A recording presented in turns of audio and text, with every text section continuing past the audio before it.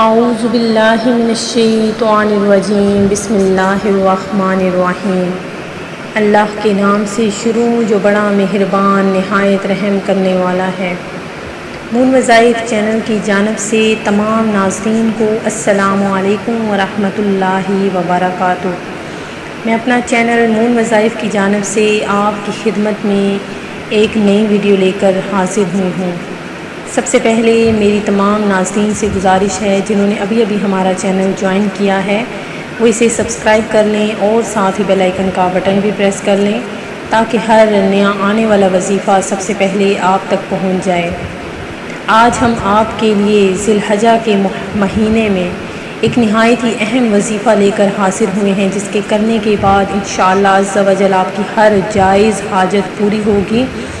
اور وہ جائز حاجت کوئی بھی ہو سکتی ہے، آپ کسی بھی مقصد کے لیے یہ وظیفہ ہمارا کر سکتے ہیں۔ انشاءاللہ عز و جل آپ اس وظیفے کے بعد آپ کی تمام حاجتیں پوری ہونا شروع ہو جائیں گی۔ اللہ پاک نے قرآن پاک میں فرمایا کہ تم مجھے ویسا ہی پاؤ گے جیسا میرا گمان کرو گے۔ یہ ہم سب پڑھتے ہیں لیکن سمجھتے نہیں۔ تم جانتے ہو کہ حضرت موسیٰ علیہ السلام کے پیچھے فوج لگی ہوئی تھی، تب اللہ نے کیوں سمندر کو 2 حصوں میں بانٹ دیا؟ کیا تم جانتے ہو کہ حضرت ابراہیم علیہ السلام کو آگ میں جانے کا حکم دیا گیا تو کیوں انہوں نے آگ کو ٹھنڈا کر دیا؟ تم جانتے ہو کہ کیوں اس نے حضرت یوسف علیہ السلام کو کنویں میں بھی پالا؟ کیا تم جانتے ہو کیوں اس نے حضرت حاجرہ علیہ السلام کو صحرا میں زمزم دیا؟ کیوں حضرت یونس علیہ السلام کو مچھلی کے پیٹ میں بھی محفوظ رکھا؟ کیوں حضرت زکریا علیہ السلام کو عمر کے آخری حصے میں بھی اولاد سے نوازا؟ ان سب میں ایک چیز متشابہ تھی، یقین۔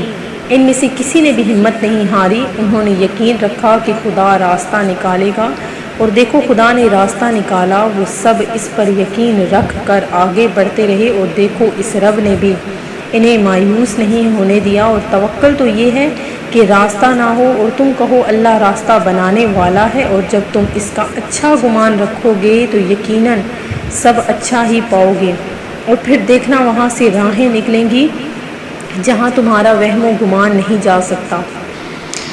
اللہ تبارک و تعالیٰ کی بارگاہ میں اعمال کی قبولیت کے لیے تقوی اور اخلاص کا ہونا انتہائی ضروری ہے، مگر افسوس ہمارا حال تو یہ ہے کہ اول تو نفس و شیطان ہمیں نیکیاں کرنے دیتے ہی نہیں، اور اگر کوئی نیکی کرنے میں کامیاب ہو بھی جائیں تو شیطان ہماری عبادت کو ضائع کرنے کے لیے اپنا پورا زور لگا کر یا تو اس عبادت میں کوئی غلطی کروا دیتا ہے، یا پھر اس عمل میں ریاکاری کروا کر وہ عمل ہی ضائع کروا دیتا ہے۔ یاد رکھیے کہ ہمیں قربانی جو ہم لوگوں نے ذی الحجہ میں دینی ہے، وہ اس کے علاوہ دیگر نیک اعمال اخلاص و استقامت کے ساتھ اللہ عز و جل کی رضا و خوشنودی کے لیے کرنے چاہیے۔ اگر ہم لوگوں کی رضا حاصل کرنے، نام و نمود کے لیے مہنگا جانور قربان کریں گے تو لوگ تو پھر بھی خوش نہیں ہوں گے اور طرح طرح کی باتیں بنائیں گے۔ مثلا کسی نے قربانی کے لیے اپنے علاقے میں سب سے مہنگا جانور خریدا تو لوگ اس کے بارے میں یوں بدگمانی اور غیبتیں کرتے نظر آتے ہیں کہ اس کو دیکھو شہرت کمانے کے لیے کتنا مہنگا جانور خرید کر لایا ہے۔ بھئی اتنا مہنگا جانور تو حلال کی کمائی میں ہرگز نہیں آ سکتا، حرام کی کمائی سے قربانی کا کیا فائدہ؟ اب اگر کوئی لوگوں کی طعن و تشنیع سے بچنے کے لیے قربانی کا سستا جانور خرید لائے تو لوگ تب بھی باتیں بناتے ہیں کہ اپنے بچوں کی شادی میں فضول رسومات میں تو اس نے فانی کی طرح پیسہ بہا دیا، مگر جب اللہ کی راہ میں خرچ کرنے کا موقع آیا تو اس کی جیب سے پیسہ نکلتا ہی نہیں۔ اللہ عز و جل نے اسے کثیر مال و دولت سے نوازا ہے، مگر دیکھو تو صحیح قربانی کے لیے کتنا کمزور سا جانور لایا ہے۔ ناظرین، ہمیں چاہیے کہ قربانی کرتے وقت سب کو راضی کرنے کی بجائے اپنے رب کو راضی کرنے کی کوشش کریں اور تقوی و اخلاص کو پیش نظر رکھیں۔ یاد رکھیں کیونکہ اللہ عز و جل کی بارگاہ میں وہی قربانی مقبول ہوگی جس میں تقوی و اخلاص شامل ہو، ورنہ ہم نے جس جانور کی قربانی کرنی ہے اس کا گوشت اور دیگر منافع ہم ہی حاصل کرتے ہیں۔ اللہ عز و جل کی بارگاہ میں جانور کا کوئی حصہ نہیں پہنچتا، اللہ کی بارگاہ میں تو قربانی کرنے والے کا اخلاص و تقوی ہی پہنچتا ہے۔ جیسا کہ قرآن پاک میں ارشاد باری تعالیٰ ہے کہ اللہ کو ہرگز نہ ان کے گوشت پہنچتے ہیں نہ ان کے خون، ہاں تمہاری پرہیزگاری اس تک باریاب ہوتی ہے۔ لہٰذا ہمیں چاہیے کہ لوگوں کو دکھانے اور اپنا نام کمانے کی غرض سے ہرگز کوئی عمل نہ کریں، بلکہ اللہ عز و جل کی رضا و خوشنودی کے لیے نیک عمل کرنے کی عادت اپنائیے۔ ناظرین، آپ نے بھی اسی طرح تقوی و پرہیزگاری کا دامن اپنے ہاتھ سے نہیں جانے دینا، بلکہ اللہ عز و جل کی رضا کی خاطر ہی قربانی کرنی ہے، لوگوں کو راضی نہیں کرنا۔ احادیث مبارکہ میں قربانی کے فضائل و مسائل سے مالا مال ہے۔ آئیے قربانی کے فضائل میں آپ کو سناتی چلتی ہوں کہ فرامین مصطفیٰ صلی اللہ علیہ وآلہ وسلم ہے کہ قربانی کرنے والے کو قربانی کے جانور کے ہر بال کے بدلے میں ایک نیکی ملتی ہے۔ جس نے خوش دلی سے طالب ثواب ہو کر قربانی کی، وہ آتش جہنم سے حجاب یعنی اس کی روک ہو جائے گی۔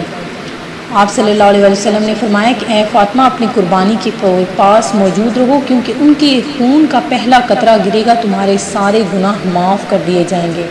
انسان قربانی کے دن کوئی ایسی نیکی نہیں کرتا جو اللہ کو خون بہانے سے زیادہ پیاری ہو۔ وہ قربانی قیامت میں اپنے سینگوں، بالوں اور کھروں کے ساتھ آئے گی، اور قربانی کا خون زمین پر گرنے سے پہلے اللہ کے ہاں قبول ہو جاتا ہے۔ لہٰذا خوش دلی سے قربانی کیا کریں۔ شیخ عبدالحق محدث دہلوی رحمۃ اللہ علیہ فرماتے ہیں کہ قربانی اپنے کرنے والے کی نیکیوں کے پلے میں رکھی جائے گی، جس سے نیکیوں کا پلڑا بھاری ہو جائے گا۔ پھر اس کے لیے سواری بنے گی، جس کے ذریعے یہ شخص بآسانی پل صراط سے گزرے گا، اور اس جانور کا ہر عضو مالک کے ہر عضو کا فدیہ بنے گا۔ ناظرین، قربانی کے بہت زیادہ ہی فضائل و برکات ہیں، تو ناظرین آپ نے قربانی لازمی دینی ہے، کیونکہ آپ پر اگر کوئی قرض ہے تو آپ نے قرضہ لے کر بھی قربانی لازمی ادا کرنی ہے۔ جو لوگ قربانی کی استطاعت یعنی طاقت رکھنے کے باوجود اپنی واجب قربانی ادا نہیں کرتے، ان کے لیے لمحہ فکر یہ ہے، اول یہی خسارہ کیا کم ہے کہ قربانی نہ کرنے سے اتنے بڑے ثواب سے محروم ہو گئے، مزید یہ کہ وہ گناہ گار اور جہنم کے حقدار بھی ٹھہریں گے۔ لہٰذا قربانی کی اہمیت کا اندازہ اس بات سے بھی لگایا جا سکتا ہے کہ اگر قربانی واجب ہو لیکن پیسے نہیں تو قرض لے کر قربانی کرے۔ چنانچہ ایک کتاب میں صفحہ 300 فتاوی امجدیہ جلد 3 صفحہ 315 پر ہے کہ اگر کسی پر قربانی واجب ہے اور اس وقت اس کے پاس روپے نہیں ہیں تو قرض لے کر یا کوئی چیز فروخت کر کے قربانی کرے۔ یاد رہے کہ جس شخص پر شرعی اصولوں کے مطابق قربانی واجب ہے، اس پر قربانی سے متعلق مسائل سیکھنا بھی لازمی ہے۔ تو ناظرین آپ نے مسائل بھی سمجھنے ہیں، سننے ہیں۔ ہم روزانہ کی ویڈیو میں آپ کو ساتھ ساتھ قربانی کی فضائل و مسائل بھی ساتھ ساتھ بتاتی رہوں گی میں، اور ساتھ ہی آج کا جو وظیفہ ہے وہ بھی سن لیجئے کہ کیسے آپ نے وظیفہ کرنا ہے اور کس طریقے سے کرنا ہے، ذرا نوٹ کر لیجئے۔ ذی الحجہ کا پیارا پیارا ہمارے پاس ماہ موجود ہے، جس کی ہر گھڑی رحمتوں اور برکتوں والی ہے۔ اس کا ہر دن نہایت ہی عظمتوں اور فضیلتوں والا ہے، تو آپ نے ان دنوں میں یہ وظائف جو ہیں وہ لازمی کرنے ہیں۔ انشاءاللہ عز و جل آپ کی ہر جائز حاجت پوری ہونے کا یہ بہت ہی مجرب وظیفہ ہے۔ ہر طرح کی حاجت کے لیے آپ نے روزانہ عشاء کی نماز کے بعد قبلہ رخ بیٹھ کر 70 مرتبہ یہ پڑھنا ہے۔ آپ کے سامنے اسکرین پر آ رہا ہے، یا حی یا قیوم بحق لا الہ الا انت سبحانک انی کنت من الظالمین۔ ہر طرح کی حاجت کے لیے روزانہ نماز عشاء کے بعد آپ نے قبلہ رخ بیٹھ کر 70 مرتبہ یہ پڑھنا ہے، یا حی یا قیوم بحق لا الہ الا انت سبحانک انی کنت من الظالمین۔ ہر ایک بار پڑھنے کے بعد بارگاہ الہی میں اپنا مطلب بیان کریں، اس طرح 70 مرتبہ پڑھیں اور دعا کریں۔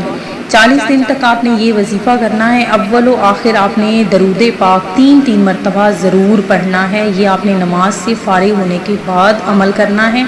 انشاءاللہ عز و جل آپ کی ہر جائز حاجت پوری ہو جائے گی۔